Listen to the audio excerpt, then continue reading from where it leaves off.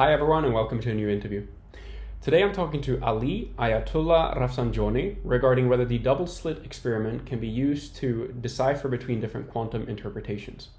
We unfortunately had a little bit of technical difficulties with the recording quality in the session, but I nevertheless think the discussion itself is very interesting, so please enjoy that one.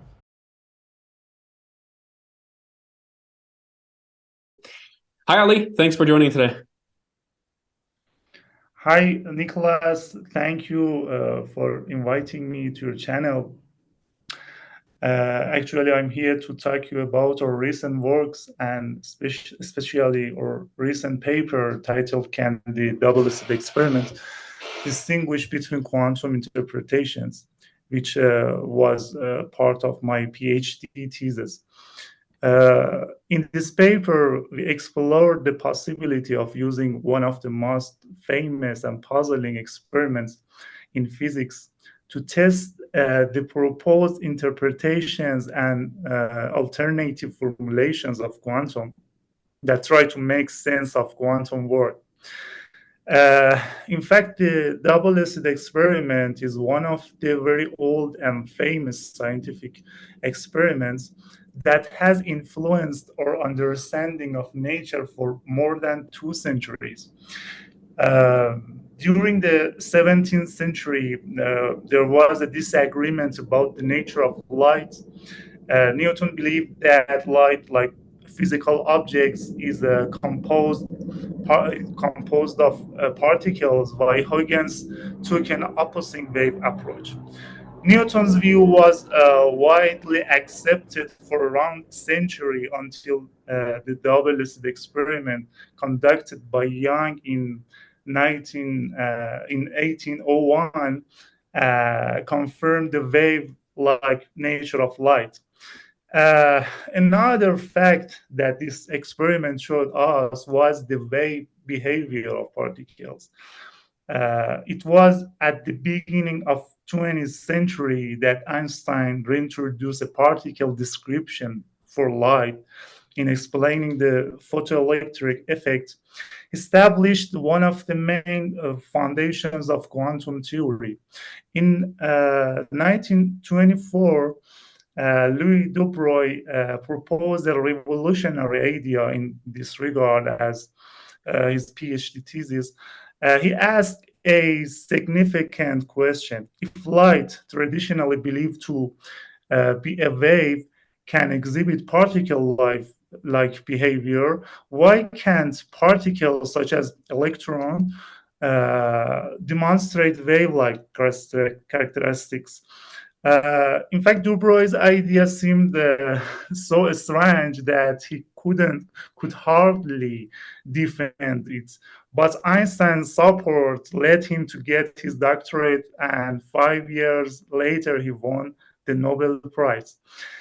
In the 70s, for the first time, the single electron interference pattern was seen in the double-slit experiment and confirmed the wave behavior of particles. However, despite the many successes of quantum mechanics from the first years of introducing this theory, there have been several eminent physicists, including its founders like Einstein, Schrödinger, and Dubreuil, who have expressed their dissatisfaction with this theory. Therefore, so far, many alternative interpretations and formulations have been introduced for this theory. For example, Dubreuil had an alternative view to the quantum phenomena that was later followed by David Bohm and named as the pilot wave theory. In this view, there is no wave-particle duality, and we have no collapse of the wave function that causes the measurement problem.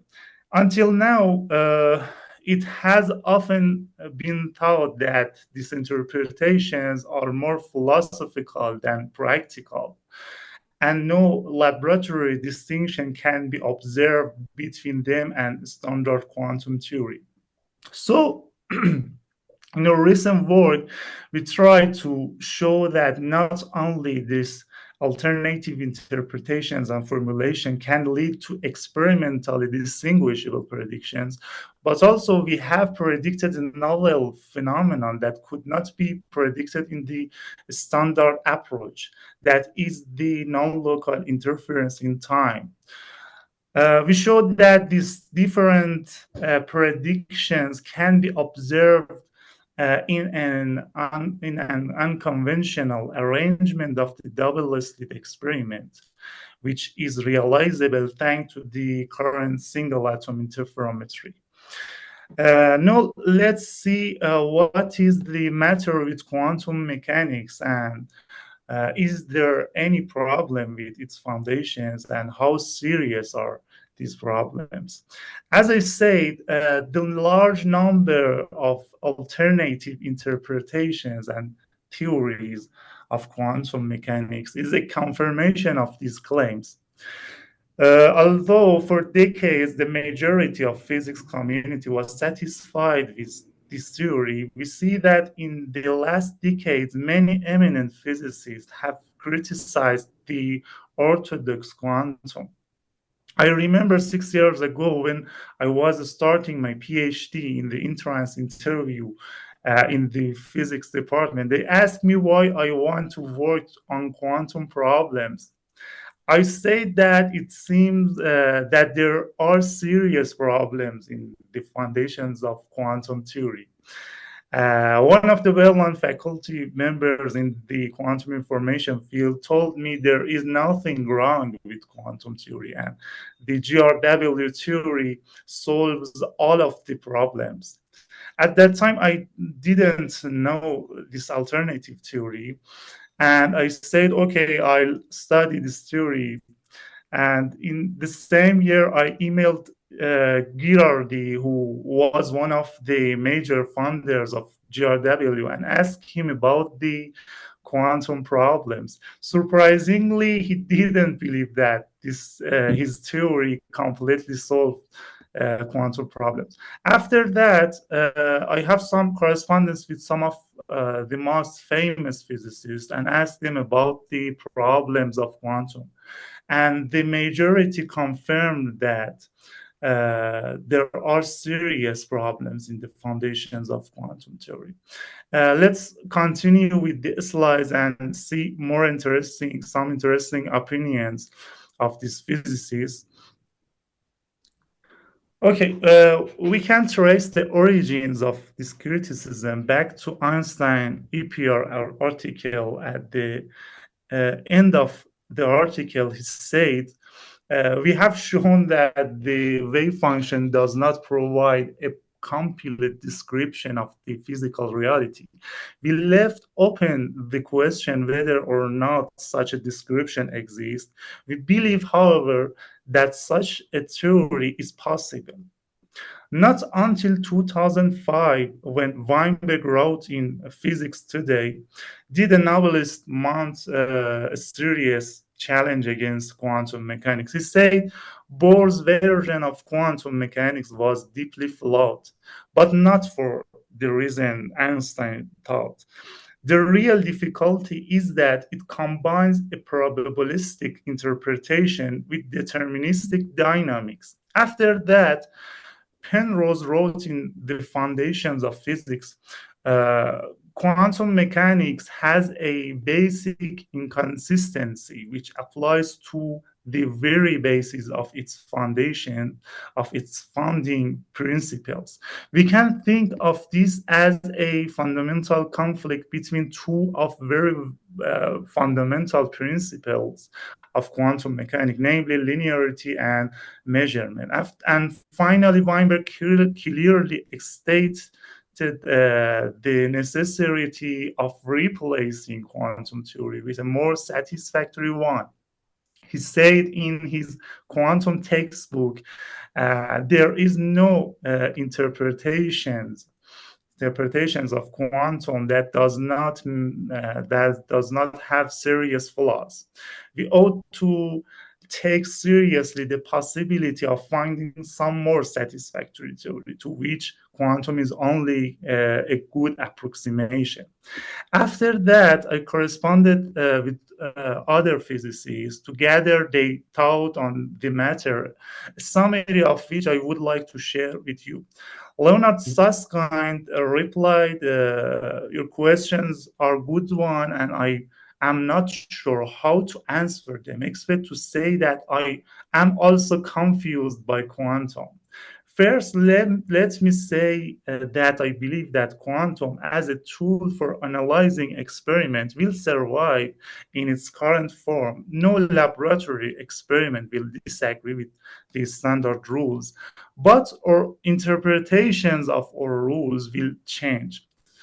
Girardi, as I mentioned, said, I definitely believe that present quantum mechanics is contradictory and untenable. And Edward Witten replied, personally, I don't think it is possible to learn much more about the interpretations of quantum mechanics, except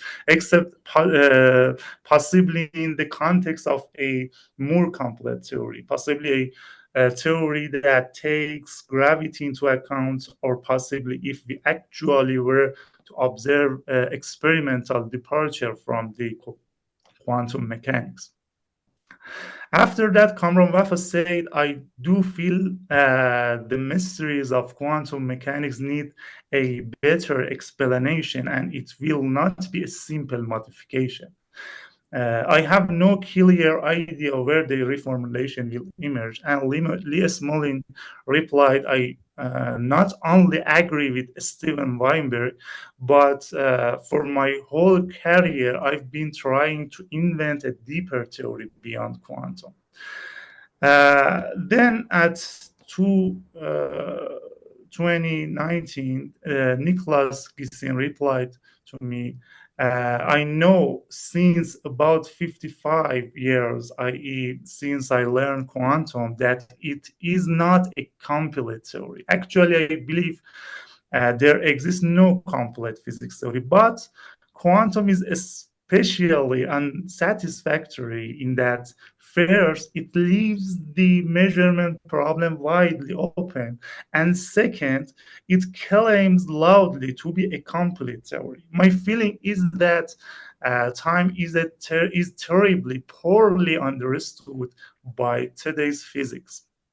And finally, recently, Sheldon Goldstein said to us, I agree that the standard interpretation of quantum theory is an incoherent mess, so much so that it is surprising that it is taken so seriously by most physicists and is so widely regarded as having no viable alternative.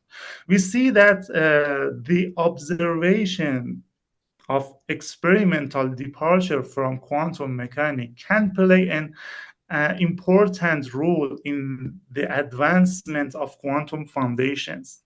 In fact, we find that by exploring the main problems of quantum, which are the measurement problem and arrival time problem, we can suggest different experimental results for different approaches and interpretations. The essence of the measurement problem is the duality of the wave function evolution. If quantum is a complete theory, it must apply to all physical systems, including the measurement apparatus and the observer. So we can assume that the measurement process is an interaction between the observer or apparatus and the system that is observed. But we know that we cannot use this Schrödinger equation to reproduce the collapse, which is the postulates of the standard quantum. Despite the standard quantum, in the pilot wave theory of Du Broglie-Bohm, we do not have such a problem. In this theory, we assume that the wave function as a pilot wave that guides the particle through the quantum potential. So we have particle and wave at the same time, and there is no collapse. Another serious problem is the arrival time of quantum particles. In the standard quantum, when we want to calculate the probability of finding particle in a specific state like position, we use Born's rule. For example, the probability density of finding a particle in a position is obtained by the square of the wave function. But we should note that this is not a joint position time distribution.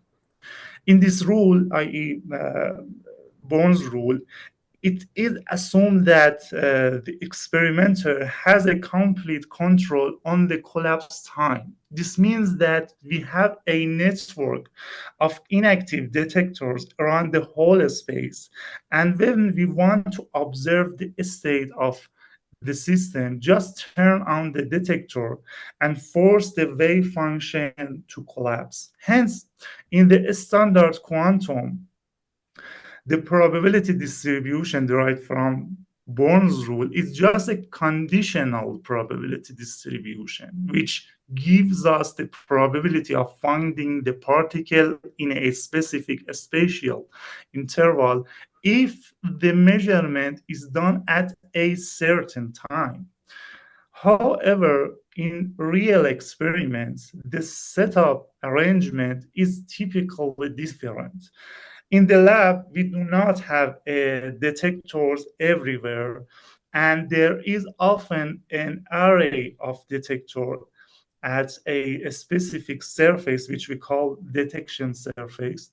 In this case, the wave function collapse occurs at random times, and which is not in the control of the experimenter. So we can't predict the joint arrival position and time distribution on the screen surface using Born's rule.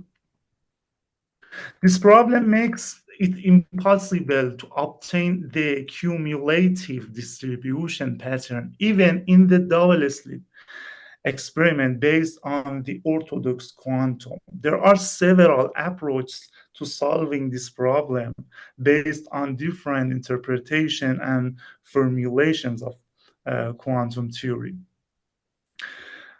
One of the most popular approaches is the semi-classical approximation, in which it is assumed that the detector is far from the initial support of the wave function, and all particles can be assumed to be at the center of the wave packet.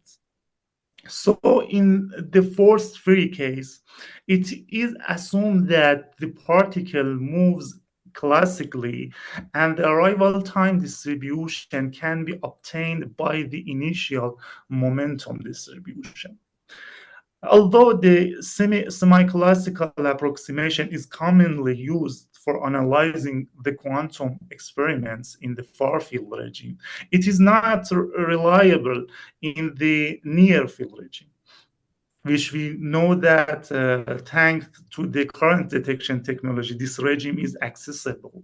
Furthermore, in some cases, such as in the presence of backflow effect or entanglement, this approximation could be very sensitive to the initial position distribution, and this fact leads to this approximation breaking down. One question on the semi-classical okay. one. So you mentioned that it's assumed that it's that the particle you're considering is in the middle of the wave packet, and you also said that you can use a classical approximation for that. And I assume there's a connection between the two. Would you mind shedding some light on why the assumption of the particle being in the center of the wave packet, why that is relevant for the consideration of this particle as a classical one? I mentioned that this is a forced free case.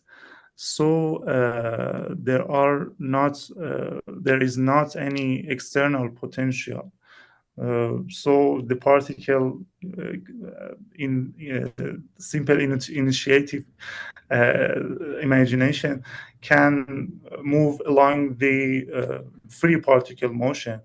And when the support of initial support of the wave function compressed and far from the detector, in this slide we see that delta x is much less than L, that is the distance of the detector.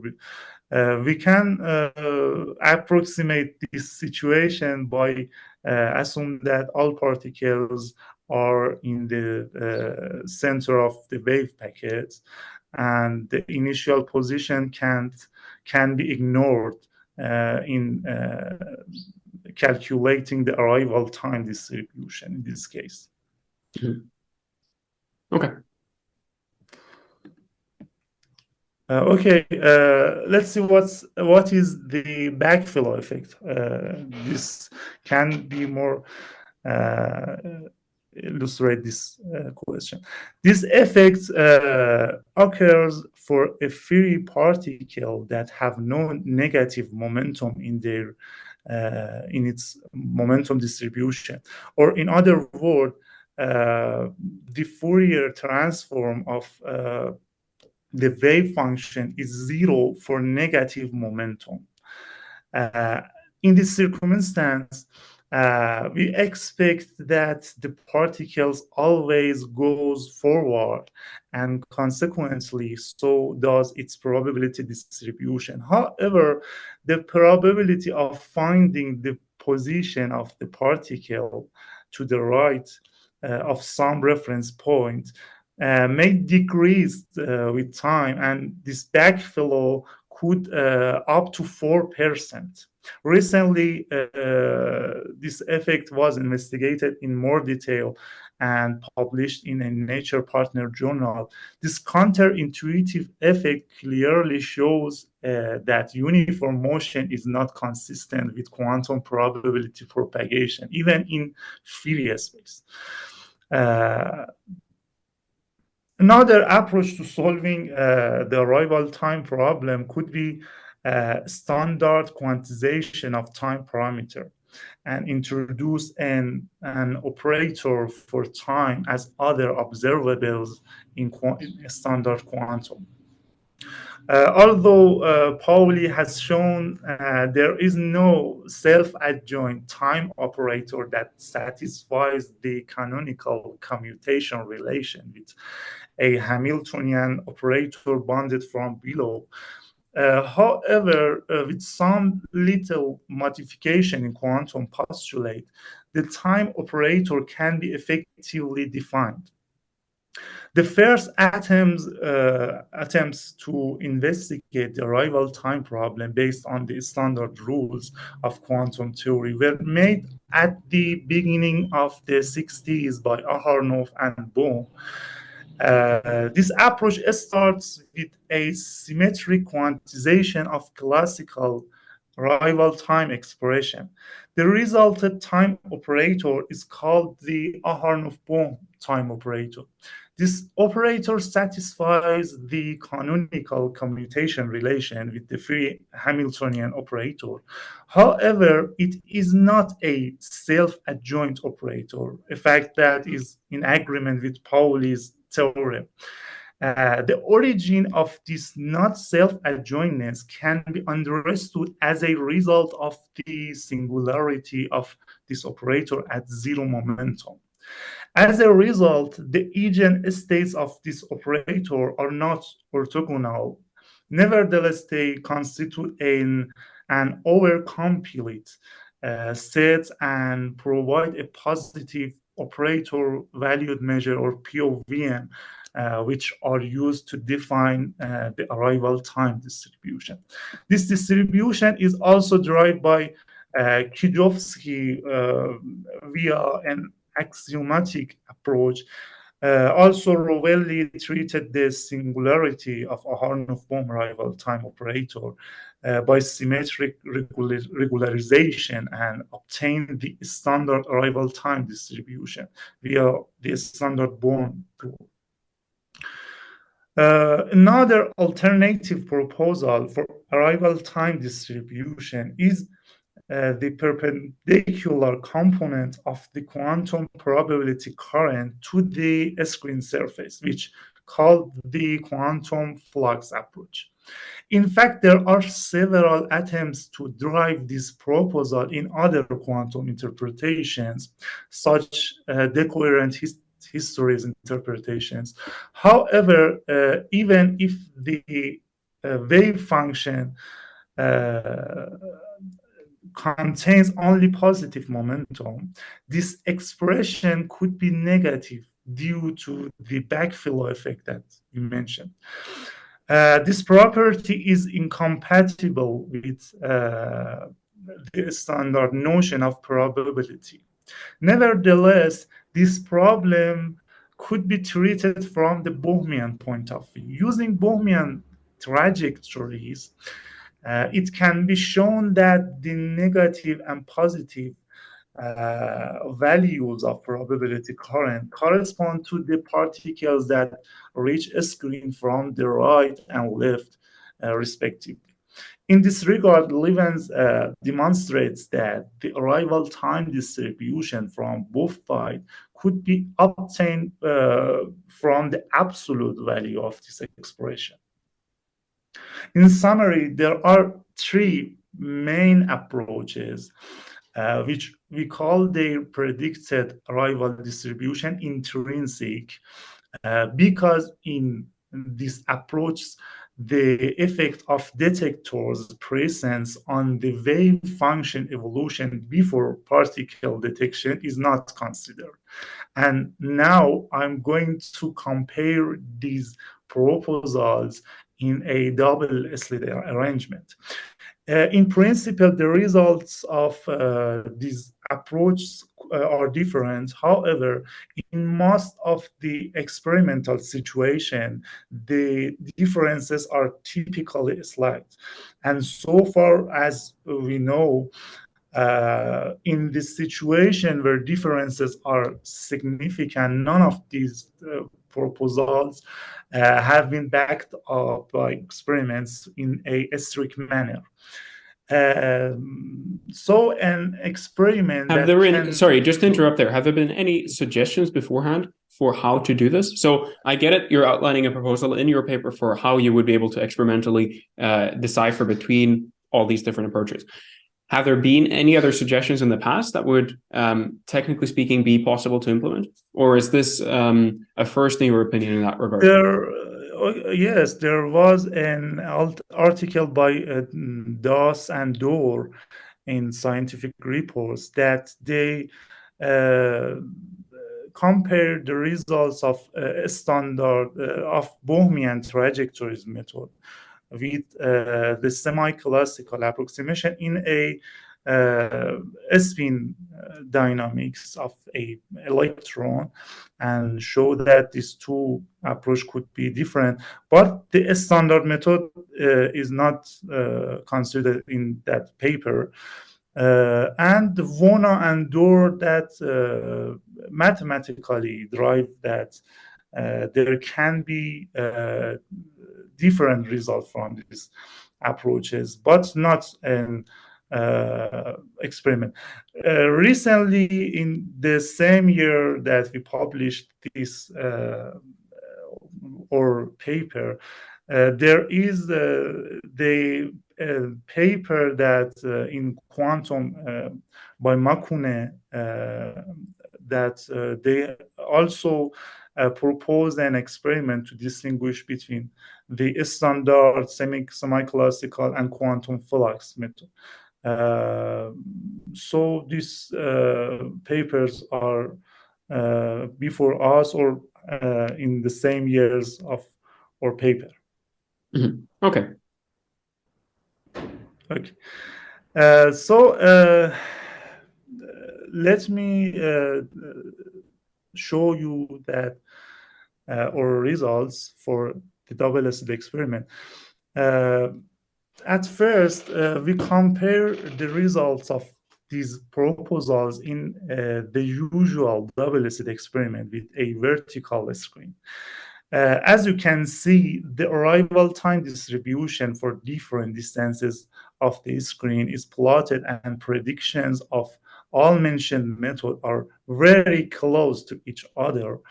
But when the screen is placed horizontally, a notable difference emerges, especially in the near field regime. You can see how this semi-classical proposal denoted with blue or cyan curves separated from others. In this figure, you can also see the deviation of standard rival distribution from quantum flux or Bohmian distribution, which is depicted by black curves. To have a more comprehensive insight, we can look at the joint arrival, spatial temporal arrival distributions. These density plots clearly visualize the differences between the mentioned proposal. And in the insets, we can see different fringes with different shapes. According to the Bohmian point of view, there are several other possible schemes to detect arrived particles, especially for the horizontal screen surface, because we have a recursive motion in the y direction. If we assume that the detector is a solid barrier, like in the panel C, you can see this case, then the first encounter with the screen will be registered as a detection. If the detector is not a solid barrier and we have a point-like detector, we can detect the particle in the next encounters with the surface that could be second or third arrivals. This figure shows our results, which are generated from numerical simulation of the Bohmian trajectories. The background scatter plot is the position and time of arrivals, which are generated from 1 million trajectories. The first arrivals are represented by black points, while the blue and green points show the second and third arrivals, respectively. The three middle curves are the local average arrival time on the screen. The red solid lines represent the quantum flux approach, and the black solid line with empty circles markers show the first arrival scheme, and the yellow solid line with field circles shows the all arrival scheme. If there is an experiment more mysterious, it is a double-slit experiment with entangled particle pairs, because in this experiment, the two most important properties of quantum theory, namely superposition and entanglement, combine and lead to a non-local interference pattern. The full analysis of the two double-slit experiment can be even more complex because of the third quantum effect, that is the collapse of the wave function when the first particle is detected in the middle of the experiment at random times. This problem becomes more complicated in the standard quantum mechanics when particles are entangled and there is an external potential. As you can see, when the right-hand particle arrives at the right screen, the left particle is still en route to the left screen. This can change the detection statistics. However, we see that the one particle patterns don't change through this effect, and the no communication theorem still holds. Although this picture is deterministic and we know that such a picture does not exist in the standard quantum, the problem still persist because before the detection of the first particle, the evolution of the system is described by the two particle wave function. And when the first particle is detected at t equal to tc, the whole wave function collapses, and this collapse changed the dynamics of the whole system, which includes the second particle. As as we know, since there is no unambiguous prediction of the arrival time of the particle in the orthodox quantum, especially for the entangled state and in the presence of the gravity, we cannot have a clear prediction for the joint two particle arrival time distribution in the standard approach. In fact, this problem is a practical encounter with the measurement problem. To overcome this problem, we use Bohmian mechanics and the Bohmian trajectory. As we see, after the detection of the first particle, the dynamics of the left particle is governed by the guidance equation for a single particle. As now we have just a conditional one particle wave function that is explicitly dependent on the first particle arrival position and implicitly on the on its arrival time. Consequently, we see that the arrival time and position, uh, in fact, of the left particle are changed. By simulating the trajectories of the particles for the two double-slit experiment with vertical screens and without the presence of an external potential, we observe a two-particle interference in the arrival position distribution. As you can see, the green trajectories in the left figure are simulated without considering the first particle collapse effect, and the black trajectories are simulated by taking this effect into account.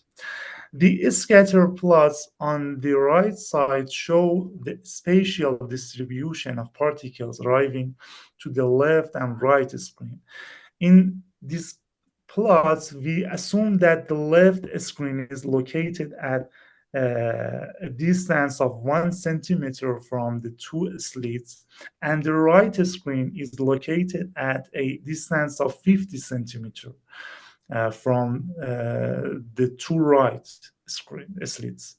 The vertical axis corresponds to the arrival position of the left particle, while the horizontal axis corresponds to the detection position of right particles. The green plot is for the case where we do not take the collapse into account, and the black one is the correct distribution with collapse. For this setup, we can also calculate the joint distribution of the arrival time of two particles, but we do not see any interference in this distribution. However, with some simple modification to this setup, such as using horizontal screen instead of the vertical ones and applying an external force as gravity, it becomes possible to create interference between wave packets in the direction of their propagation. This opens up the possibility of observing interference in the arrival time joint distribution.